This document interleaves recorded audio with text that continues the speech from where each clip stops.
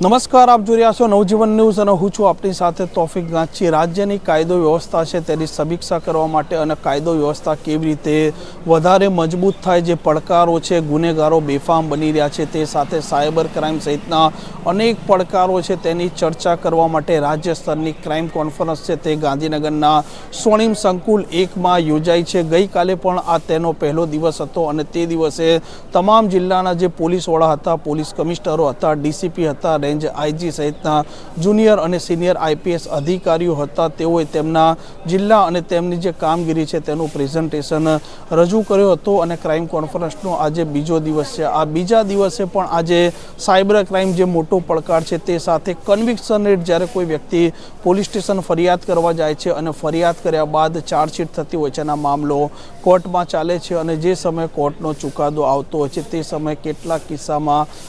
જે આરોપીઓ છે આરોપીઓને કોઈક ને કોઈ પ્રકારનો લાભ થતો હોય છે અને તે કોર્ટમાંથી નિર્દોષ અથવા પુરાવાના અભાવે છૂટી જતા હોય છે। આવી પરિસ્થિતિમાં કન્વિક્શન રેટ કેવી રીતે વધે, ગુનેગારો જે પ્રકારનો ગુનો આચરતો હોય છે અને તે જેલ ભેગા થાય, તે મામલે પણ આ પોલીસ છે, આ પોલીસ ગૃહ વિભાગ અને કાયદા વિભાગ પણ અત્યારે સતત મનોમંથન કરી રહ્યા છે અને કન્વિક્શન રેટ પર આજે સૌથી મહત્ત્વની ચર્ચા થવાની છે। સાથે સાથે જે પ્રકારે આ પ્રેઝન્ટેશન જિલ્લાનું અને પોલીસ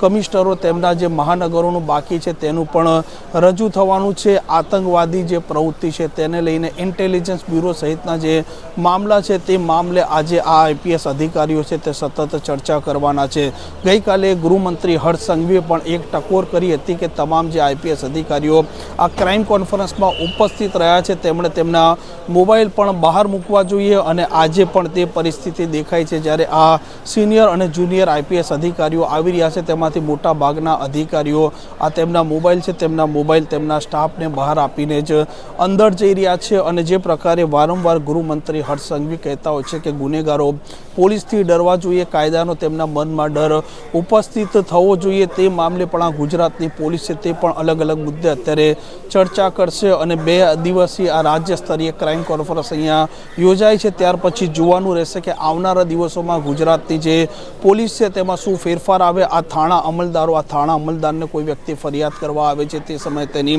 ફરિયાદ પણ તેમણે સાંભળવી જોઈએ તેવું પણ મુખ્યમંત્રી ભૂપેન્દ્ર પટેલે કહ્યું હતું। ગૃહમંત્રી પણ હર્ષ સંઘવી અવારનવાર કહેતા હોય છે, પણ જોવાનું તે પણ રહેશે કે રાજ્યના લોકો સાથે આ પોલીસ છે, પોલીસનો રવૈયો અને વ્યવહાર પણ કેવી રીતે હવે બદલાય છે। થાણામાં આવનારો વ્યક્તિ છે તેનો કેવી રીતે તે